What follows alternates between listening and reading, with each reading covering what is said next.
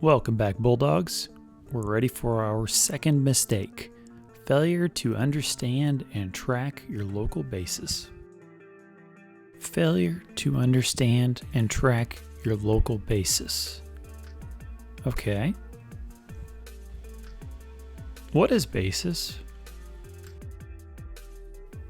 All right, let's look at a silly little example. Imagine that there is a sudden demand for king cakes in Los Angeles. And, you might think, I like to drive. Maybe I could move some king cakes from Louisiana to Los Angeles. In fact, it's an oddly specific, almost like it's been made up for a class example opportunity. Gambino's Bakery is overwhelmed and they can't ship their king cakes.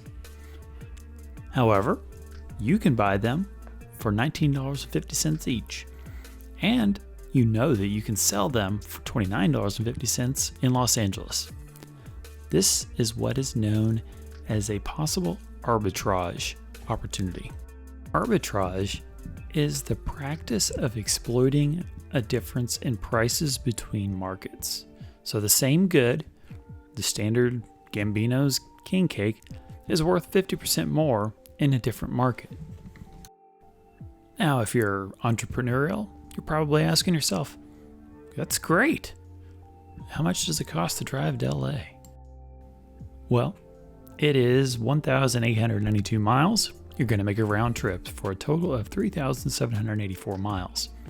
The IRS rate of using your private vehicle for business is 56 cents per mile. So if we multiply 56 cents per mile by 3,784 miles, we get a little over $2,000. Plus your hotel, your food, opportunity cost of your time, so on. Ooh. So, do you think 211 plus king cakes can fit in a car? Back to the matter at hand, basis. Recall that corn is traded on the Chicago Mercantile Exchange with delivery to Chicago as part of the contract. And also recall that delivery to Chicago is rare, but the possibility keeps the market grounded. So if you can transport from, say, Mayersville, Mississippi to Chicago at 40 cents per bushel, and the Chicago price is more than 40 cents per bushel higher than the Mayersville price, you might think about buying, transporting, and then selling some grain. And it turns out lots of people are thinking about it all the time. As a quick aside, those people are called grain merchandisers, among other things, and you can make a decent living at it. A quick search turns up salary just over $50K to start, and an average salary just over $70K.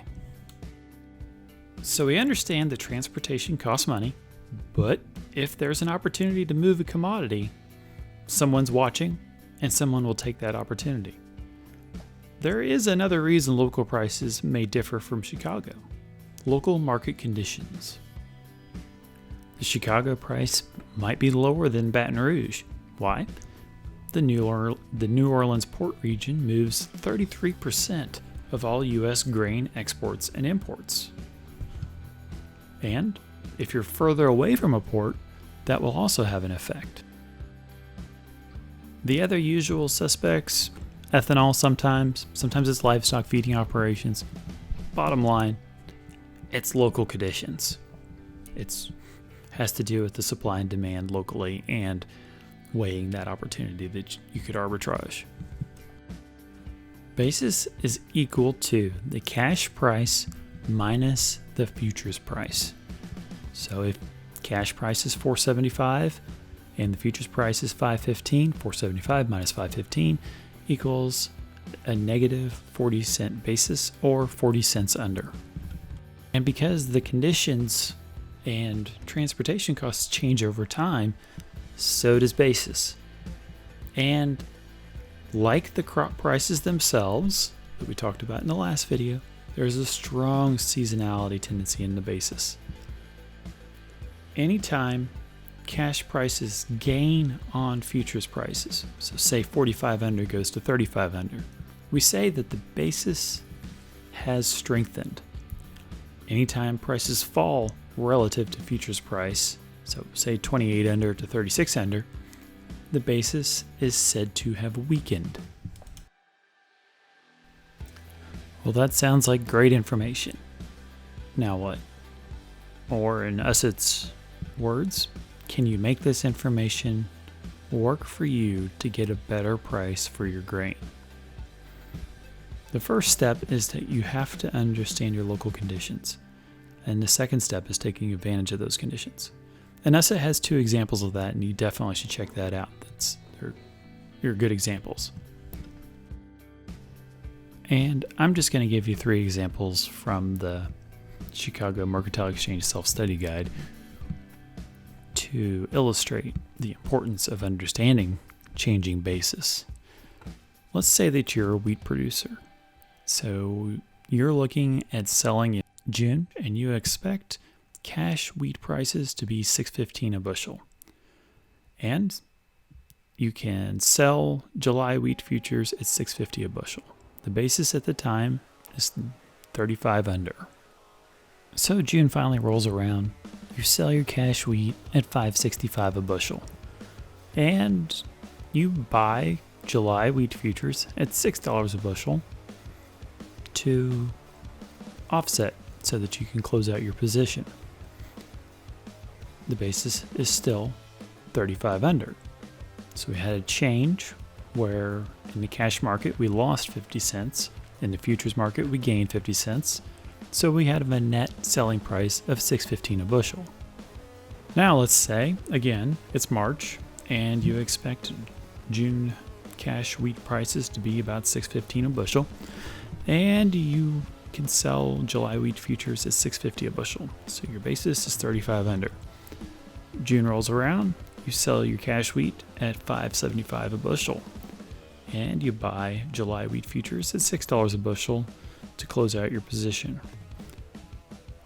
Basis is now 25 under. So our change in the cash market was a 40 cent to the bushel loss, and we had a 50 cent to the bushel gain in the futures market. So we're 10 cents a bushel better off. We're net selling price of $6.25 a bushel. All right, last example. Again, you're expecting cash wheat prices of $6.15 a bushel in June when you expect to sell, and you sell wheat futures at $6.50 a bushel. The basis is 35 under. June rolls around and you actually sell your cash wheat at $5.60 a bushel. You're going to buy July wheat futures at $6 a bushel. That basis is now 40 cents under. Change in cash market was a 55 cent per bushel loss, and the gain in the futures market was a 50 cent gain. We are 5 cents a bushel worse off because the basis changed.